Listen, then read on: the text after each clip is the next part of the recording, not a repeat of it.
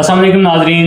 गुज़िश्ता चंद रोज़ से थाना जहानिया में ज़्यादती के केस जो है वो मंज़र-ए-आम पर आ रहे हैं। उसमें कुछ सच्चे वाक़यात हैं और कुछ झूठे मुकदमात जो हैं वो थाना जहानिया में दर्ज किए जा रहे हैं।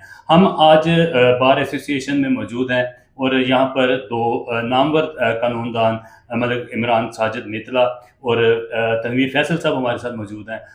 इनसे पूछेंगे कि ये इनकी क्या वजूहात है और ये क्यों मुकदमात जो हैं पुलिस जल्दबाजी में दर्ज कर लेती है और उसके बाद जो शरीफ शहरी हैं जिन पर झूठा इल्ज़ाम लगाया जाता है वो इससे किस तरह करब में से गुजरते हैं और उनके उनके जो करैक्टर पर जो दाग लग जाता है उसका क्या हल है और उसको कैसे जो है वो ख़त्म किया जा सकता है। लेकिन इससे पहले हम एक विक्टिम हैं जो इस केस का निशाना बने हैं, उनकी जो रुदात हम आपको पहले सुनाएंगे। पहले आप वो सुनें, उसके बाद इमरान साजिद मित्तला और तनवीर फैसल साहब से गुफ्तगू करेंगे। मेरा नाम मोहम्मद मुबशर अली सईदी। जनाब मैं 108 टनार मस्जिद अल्लाह वाली उनके अंदर इमाम मस्जिद हाँ। जदन मैं उस मस्जिद के अंदर इमामत वास्ते गया तो मैंने अहले इलाका ने गल दसी है कि साढ़े बच्चे पढ़ने वास्ते आवन तो उन्होंने तुसी नमाज की भी सख्ती करनी है कि पाबंदी नाल नमाज पढ़न। लिहाजा जिस दिन मेरे नाल वाक़या पेश आया है उस दिन 5 बच्चे लेट आए नमाज तो मैं उन्होंने बच्चों को पूछा कि तुसी क्यों लेट आए हो। बाकी बच्चे कुरान जी पढ़ते पे तो वो उस वक्त आए मस्जिद के अंदर। मैं उन्होंने पूछा कि तुसी क्यों लेट आए हो। उन्होंने कोई ख़ास वजह नहीं दसी तो मैं उन्होंने थोड़ी सख्ती की है कि तुसें क्यों इस तरीके काम किया है। लिहाजा उन्होंने बच्चियाँ जो एक बच्चा घर चला गया है वहाँ तो अपने वालिद साहब ने दसे सी कि कारी साहब ने सख्ती की है। उनका वालिद आया आके मेरे नाल बदतमीज़ी की सी, उन्हें ना पूछे ना दसे है, आके डायरेक्ट ही मेरे नाल बदतमीज़ी की सी। उन्हें मारे भी है। लिहाजा तोहीन की सी मस्जिद आके अहले इलाका ने आके उन्होंने समझाया है, फड़िया उन्होंने आके छुड़ाया है। इस वकूए तो बाद उन्हें वालदैन ने जनाब इत्थे आके झूठी FIR कटाई कि साढ़े बच्चे नाल बहुत ज़्यादा तशद्दुद किया गया है। उस तो बाद उन्होंने आख्या कि साढ़े बच्चे नाल ज़्यादती की भी कोशिश की गई है जो कि सरासर झूठ बोला गया है। तो उन्होंने तरफों बड़ी कोशिश की गई है कि कारी साहब पर झूठा इल्ज़ाम लाया जाए और जिसकी वजह करके मैं 9 दिन जेल के अंदर भी रहा। उन्होंने ये कोशिश की वजह करके मैं 9 दिन जेल के अंदर भी रहा बेकसूर, जो कि कसूर भी कोई ना। जी नाज़रीन, आपने सुना ये सारी कहानी। इस केस की कानूनी जो जंग है वो लड़ने वाले इमरान साजिद साहब हमारे साथ मौजूद हैं और तनवीर फैसल साहब भी, दोनों ने जो है वो इस केस को स्टडी भी किया और इसको अदालत में भी इसकी बहस की और इस जो मुलज़म था जिस पर झूठा इल्ज़ाम लगाया गया था उसको जो है वो बाइज़्ज़त बरी करवाने के लिए कोशिश हैं। लेकिन जो इनकी ज़मानत है वो कंफर्म हो चुकी है और पुलिस ने जो है इनकी बात को मानते हुए जो है वो मुलज़म को ज़मानत उसकी कंफर्म कर दी है। इमरान साजिद साहब, आप हमें ये बताएं कि ये माशरे में ऐसे वाक़यात क्यों होते हैं? अगर पुलिस के पास फर्स्ट इंफॉर्मेशन रिपोर्ट आती है इस तरह के मामले की तो कानून क्या कहता है कि उसकी पहले तहकीक की जाए या फ़ौरन उसका मुकदमा दर्ज किया जाए? बिस्मिल्लाहिर्रहमानिर्रहीम। जैसे कि आपको पता है कि जो सोसाइटी में ये बहुत मसाइल हैं, ये जो एंटी रेप एक्ट लॉन्च किया गया ये बच्चों के तहफ़्फ़ुज़ के लिए और ख़वातीन के तहफ़्फ़ुज़ के लिए, लेकिन उसका जो मिसयूज़ हो रहा है वो बहुत ही भयानक है।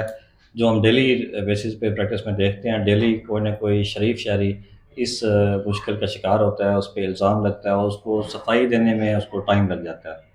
तो ये जो केस आज हम डिस्कस कर रहे हैं तो इस केस की जो फैक्ट्स हैं वो ये है कि जब ये लोग हमें मिले तो हमें कारी साहब जिन पे ये एलिगेशन लगा तो वो ख़ुद नहीं मिले, ना उनकी कोई वुसअत है। इसमें अहले इलाका ने हमें अप्रोच किया कि हम कारी साहब की सपोर्ट में जो है वो निकले हुए हैं, वो बेगुनाह है, उनको नाहक फंसाया गया है, तो हम उनकी सपोर्ट में अवेलेबल हैं। हमें जो है हमने कारी साहब को रिहा करवाना है। तो हमने फिर उस केस को तनवीर फैसल साहब जैसे बैठे हैं, हमारे ऑफिस ने इस केस को सुना, स्टडी किया, समझ में आया, क्योंकि हम इस तरह के केसेस लेते नहीं हैं, ख़ास तौर जो माशरे के अगेंस्ट इश्यूज़ होते हैं तो हम इस तरह के केसेस लेते नहीं हैं। लेकिन हमें केस समझ आया, قاری صاحب ہمیں بے گناہ نظر آئے کہ ان کو سپورٹ کرنا چاہیے، معاشرے میں اس طرح کے جو الزامات ہیں ان کو ڈسکریج کرنا چاہیے اور ہمیں ان کی سپورٹ کرنی چاہیے. تو پھر ہم نے اس کا کیس کو پرسو کرنا سٹارٹ کیا. قاری صاحب کو جو ہے وہ ریمانڈ میں پیش کیا گیا زین الرحمان سول جج صاحب علاقہ مجسٹریٹ صاحب کے پاس. تو ان کا فرسٹ ڈے ریمانڈ ہوا، اس میں ہم نے اپنا سول جج صاحب جو علاقہ مجسٹریٹ تھے ان کو اپنے آرگومنٹس میں بتایا کہ قاری صاحب مس انڈرسٹینڈنگ ہوئی ہے یا جھوٹا ایلیگیشن لگایا گیا ہے، اہل علاقہ ہمارے ساتھ ہیں. تو 8 10 15 لوگ جو ہے جن کے بچے قاری صاحب کے پاس آلریڈی پڑھ رہے ہیں تو وہ بھی ان کی سپورٹ میں کھڑے تھے. تو یہ معاشرے میں تو اس چیز کو بہت اچھا سمجھتا ہوں کہ اس طرح اگر عوام سپورٹ کرے گی تو اس طرح کی جو کلپریٹس ہیں وہ انشاءاللہ ان سے جان نجات مل جائے گی. باقی جو پروسیڈنگز ہیں وہ تنویر فیصل صاحب نے ساتھ کی ہیں، تو اس کے بارے میں مزید آپ کو گائیڈ جو ہے وہ بتائیں گے تنویر فیصل صاحب. جی تنویر صاحب، آپ نے اس کیس کو اسٹڈی کیا جب، تو اس سارے معاملات آپ کے سامنے آئے تو آپ نے کیا اس میں سے اخذ کیا کہ اصل وقوع کیا تھا؟ وہ وقوع ہمارے ناظرین کو ذرا بتائیے گا. دیکھیں جی، الزام لگانے میں چند لمحے لگتے ہیں اور صفائیاں دینے میں عمریں گزر جاتی ہیں. ہمارے معاشرے میں خاص طور پر جو قاری صاحبان ہیں بچوں کو لے کر ایک بہت سے غلط نظریات چل رہی ہیں، اس میں ٹھیک بھی ہوں گے. یہاں پر یہ ہے کہ اسی ریپوٹیشن کو لے کر ایک استاد کے اوپر ایک بہت گھنونا سا الزام لگا دیا گیا جس کی بیک سٹوری کچھ اور تھی. ایک علاقہ جو چاہتا تھا کہ ہمارے بچے جو ہیں وہ باجماعت نماز پڑھیں اور ایک اچھے مسلمان بنیں، اور جس طرح اسلام بھی اجازت دیتا ہے کہ 7 سال سے اوپر کے بچے جو ہیں اس کو آپ نماز پڑھائیں، اس کے لیے شاید آپ کو سختی بھی کرنی پڑے. تو قاری صاحب نے ہلکی سی سرزنش کی، لیکن اس کو ایک بچے کا والد اپنا ذاتی انا کا مسئلہ بنا گیا. پہلے قاری صاحب کے ساتھ اس نے زیادتی کی، مسجد کا تقدس پامال کیا، اور اس کے بعد آ کے انہوں نے تھانے میں ایک جھوٹی FIR کروا دی جس کے کرب کو اہل علاقہ نے بھی محسوس کیا. قاری صاحب پہ تو بیتی اہل علاقہ نے قاری صاحب کا بہت ساتھ دیا اور اس کیس کو ایک پرسنل کیس سمجھ کر اس کی پیروی کی. اور ہمارے پاس قاری صاحبان کے وارثان نہیں آئے، اہل علاقہ آئے تھے، اور انہوں نے تھانے کے اندر بھی اور اس کے بعد DPO صاحب کے پاس بھی جا کر قاری صاحب کے جو کردار ہے اس کی گواہی دی. ہم نے اس میں بہت سارے لوگوں نے جو ہے وہ بیان حلفی جمع کروایا. اس کے بعد DPO صاحب نے جب یہ بیان حلفی دیکھے تو SP انویسٹیگیشن کو انہوں نے مارک کر دیا.